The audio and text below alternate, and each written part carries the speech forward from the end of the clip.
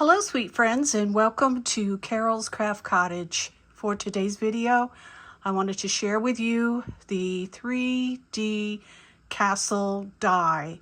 And for this project, I followed Jenn Cascell's 3D castle video where she gave a tutorial on how to put this together.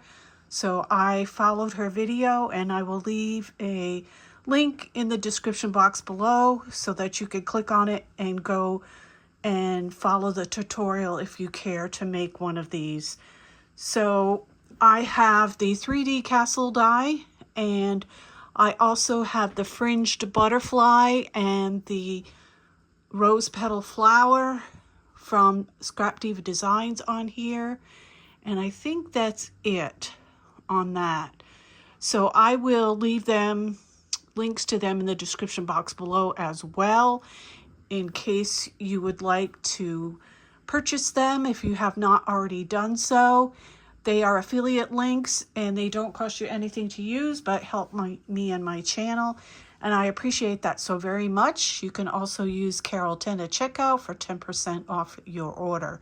So when I saw Jenn Cascell, I knew I wanted to make one for my granddaughter's birthday, and you can see I put her name on the castle. And these are actually two castles stacked on one on top of the other, but they do not have the floor. So this is a whole like tube. And I did put acetate in the windows to make this a box. And I have several things that I'm going to put in here, and one of them is a t-shirt, one of them is a necklace, which I believe I will put in here because I made different than Jenn's. This actually comes off like this. It's a small box, and I have a necklace to put in there for her, and I have a few other things that I will be putting in there. So probably in this big box. So Jenn will teach you how to make this big box, and this big box will fit my t-shirt for sure, and maybe a couple other things.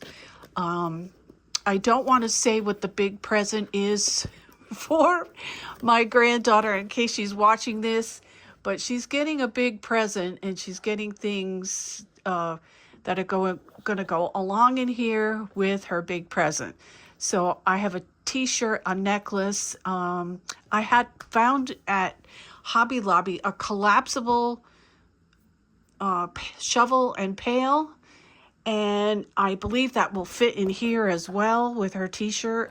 I can either roll the t-shirt into here, and you can see how big that is, how big it goes in. And I did glue them to the sides of the box because I wanted this all together.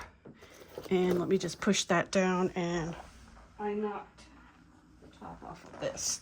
So you can see there's the fringed butterfly. This is the I think it's the small fringed butterfly, and I'm gonna just put that right back on there. And I will be putting something in this box. I'm not sure yet what I got for that one, but I know I have a few things that are going to go in here. And this measures, is pretty big. Now, after the presents are taken out of here, I would put tea lights in here to light it up because it is so pretty.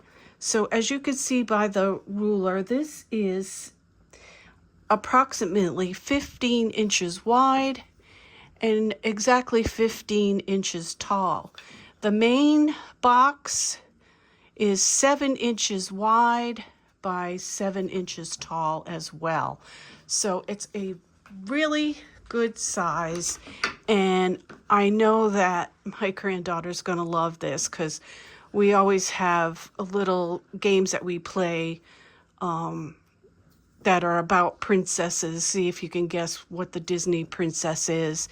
And you can see I put little bows here, and I trimmed my little castles with pearls and things like that. And I'll turn it around so you can see the back of it.